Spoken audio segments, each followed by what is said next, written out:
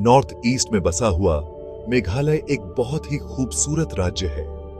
यह राज्य अपनी प्राकृतिक सुंदरता और शांत वातावरण के लिए जाना जाता है। संस्कृत में इसका मतलब है बादलों का घर, और यह नाम इसके सुंदर नजारों के बारे में बहुत कुछ कहता है। यहाँ के बादल और हरे भरे पहाड़ एक अद्वितीय दृश्य प्रस्तुत करते हैं। यह छोटा सा राज्य एक छिपा हुआ खजाना है, हरी भरी वादियों, झरनों और समृद्ध संस्कृति से भरा हुआ। यहाँ की वादियां और झरने पर्यटकों को मंत्रमुग्ध कर देते हैं। मेघालय प्रकृति की शक्ति का प्रतीक है, एक ऐसी जगह जहां प्राचीन परंपराएं आधुनिक आकांक्षाओं से मिलती हैं। यहाँ की परंपराएं और आधुनिकता का संगम देखने लायक है। मेघालय का आकर्षण इसकी अनोखी पहचान में है। यहाँ के लोग अपनी संस्कृति और परंपराओं को बहुत महत्व देते हैं। ये असम से अलग हुए 3 राज्यों में से एक है, अरुणाचल प्रदेश और मिजोरम के साथ। इन राज्यों की भौगोलिक और सांस्कृतिक विविधता अद्वितीय है। यह अलग विरासत इसकी जीवंत संस्कृति में दिखाई देती है, जिसे कई आदिवासी समुदायों ने आकार दिया है। यहाँ के त्योहार और पारंपरिक परिधान बहुत ही रंगीन और आकर्षक होते हैं। मेघालय आपको अपने जादू का अनुभव करने के लिए आमंत्रित करता है, एक ऐसी दुनिया जो आम दुनिया से बिल्कुल अलग है। यहाँ की प्राकृतिक सुंदरता और सांस्कृतिक धरोहर आपको एक अद्वितीय अनुभव प्रदान करती है। मेघालय का भूगोल बारिश की कहानी कहता है। यहाँ की जलवायु और भूगोल का गहरा संबंध है, जो इसे एक अनोखा राज्य बनाता है। यह राज्य शिलांग पठार पर स्थित है, जो अपनी प्राकृतिक सुंदरता और विविधता के लिए प्रसिद्ध है। एक ऊंचा पठार जो कई नदियों और घाटियों से घिरा हुआ है। यहाँ की नदियां और घाटियां इस क्षेत्र की भौगोलिक विविधता को दर्शाती हैं।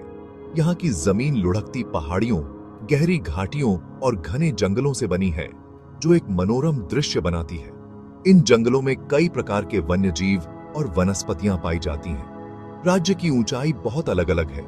यहाँ निचली घाटियां भी हैं और समुद्र तल से 1500 मीटर से ज्यादा ऊंची चोटियां भी। यह ऊंचाई का अंतर यहाँ के मौसम और वनस्पति को प्रभावित करता है।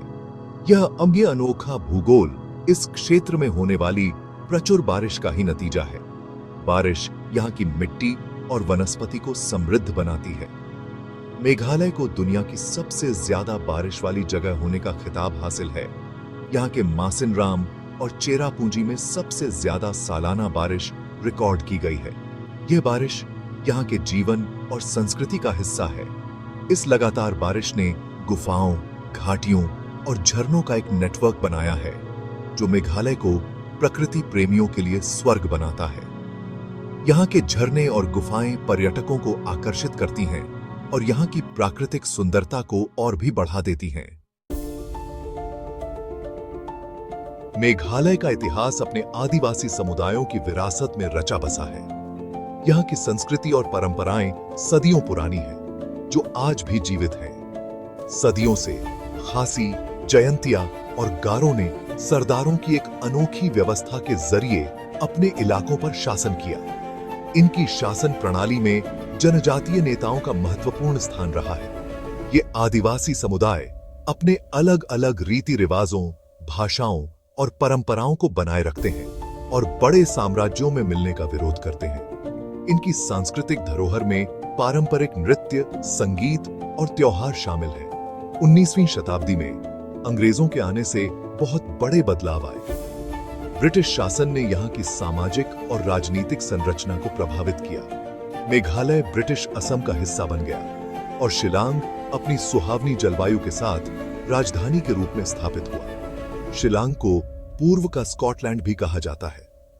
इस क्षेत्र की वास्तुकला और प्रशासनिक व्यवस्था में अंग्रेजों का प्रभाव आज भी दिखाई देता है। यहाँ के कई भवन और संरचनाएं ब्रिटिश काल की याद दिलाते हैं। हालांकि मेघालय को 1972 में स्वतंत्र भारत में राज्य का दर्जा मिला, जिसने इसके इतिहास में एक नए अध्याय की शुरुआत की। इसने मेघालय को अपनी पहचान और संस्कृति को और मजबूती से स्थापित करने का अवसर दिया। मेघालय विभिन्न संस्कृतियों का संगम है।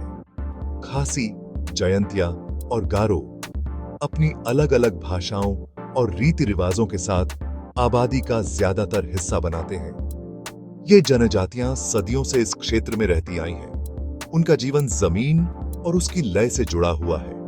उनकी मातृवंशीय प्रणाली, जहां वंश और विरासत महिलाओं से होकर चलती है, उनकी संस्कृति का एक अनोखा पहलू है। पारंपरिक त्योहार, संगीत और नृत्य मेघालय के सांस्कृतिक ताने बाने का अभिन्न अंग है। खासी लोगों का नोमक्रेम नृत्य, जयंतिया लोगों का बेहदीन खलम त्योहार और गारो लोगों का वांगला त्योहार उनकी विरासत के जीवंत उत्सव हैं। ये उत्सव मेघालय की सांस्कृतिक पहचान की समृद्ध झलक पेश करते हैं। पांचवां भाग, जहां आस्था को मिलती हैं अनेक आवाजें, धर्म और आध्यात्मिकता। मेघालय का धार्मिक परिदृश्य उतना ही विविध है जितने कि यहाँ के लोग। हालांकि ईसाई धर्म यहाँ का प्रमुख धर्म है, जो ब्रिटिश काल के दौरान आया था, फिर भी पारंपरिक आदिवासी मान्यताएं और प्रथाएं आज भी जीवित हैं। धर्मों का यह समन्वित मिश्रण राज्य में मौजूद कई चर्चों में दिखाई देता है, जो अक्सर पवित्र उपवनों और पुश्तैनी मंदिरों के साथ साथ मौजूद होते हैं। मेघालय के आदिवासी धर्म प्रकृति का सम्मान करते हैं और मानवता और पर्यावरण के बीच संबंध को पहचानते हैं। पुश्तैनी आत्माएं प्राकृतिक तत्वों से जुड़े देवी देवता और संतुलन बनाए रखने का महत्व इन मान्यता प्रणालियों का केंद्र है। छठा भाग, प्रकृति का पन्ना, रत्न, पर्यावरण और वन्य जीवन। मेघालय जैव विविधता का खजाना है। इसके घने जंगल, जो जीवन से भरपूर हैं, वनस्पतियों और जीवों की एक विशाल श्रृंखला का घर है। मायावी बादल वाले तेंदुए से लेकर जंगल के फर्श को सजाने वाले जीवंत ऑर्किड तक, मेघालय प्रकृति प्रेमियों और शोधकर्ताओं के लिए स्वर्ग है। इस राज्य में कई स्थानिक प्रजातियां पाई जाती हैं, जो दुनिया में और कहीं नहीं पाई जाती हैं। हालांकि इस पारिस्थितिक आश्रय को वनों की कटाई, खनन और जलवायु परिवर्तन से बरहते खतरों का सामना करना पड़ रहा है। प्राकृतिक संसाधनों का अत्यधिक दोहन मेघालय के पारिस्थितिक तंत्र के नाजुक संतुलन के लिए एक बड़ी चुनौती है। सातवां भाग, स्वर्ग का अनावरण, परिदृश्य और पर्यटन। मेघालय के लुभावने परिदृश्यों ने पीढ़ियों से यात्रियों को मोहित किया है। नोहक्लिकाई और सेवन सिस्टर्स फॉल्स के झरनों से लेकर उमियम झील की शांत सुंदरता तक, यह राज्य एक दृश्य उपहार प्रदान करता है। जीवित जड़ पुल, प्रकृति और मानवीय सरलता के बीच सहजीवी संबंध का प्रमाण किसी भी आगंतुक के लिए देखना जरूरी है। मेघालय के ऊबड़ खाबड़ इलाकों में साहसिक पर्यटन फलता फूलता है। ट्रैकिंग, केविंग और रॉक क्लाइंबिंग लोकप्रिय गतिविधियां हैं, जो पर्यटकों को बाहरी वातावरण के रोमांच का अनुभव करने का मौका देती हैं। आठवां भाग, आगे के रास्ते पर चलना, चुनौतियां और भविष्य की संभावनाएं। अपनी प्राकृतिक संपदा और सांस्कृतिक समृद्धि के बावजूद मेघालय को कई चुनौतियों का सामना करना पड़ता है। गरीबी, बेरोजगारी और बुनियादी ढांचे की कमी इसकी प्रगति में बाधा डालती है। राज्य पर्यावरणीय क्षरण, अस्थिर पर्यटन प्रथाओं और पारिस्थितिक संरक्षण के साथ आर्थिक विकास को संतुलित करने की आवश्यकता से जूझ रहा है। हालांकि इन चुनौतियों के बीच आशा की एक किरण है। इको टूरिज्म, टिकाऊ कृषि और पारंपरिक ज्ञान के संरक्षण पर केंद्रित समुदाय आधारित पहल गति पकड़ रही हैं। नौवां भाग, मेघालय का संदेश, संरक्षण और सद्भाव का आह्वान। मेघालय की कहानी प्रकृति, संस्कृति और मानव कल्याण की परस्पर वर्बुंदन हाइट की मार्मिक याद दिलाती है।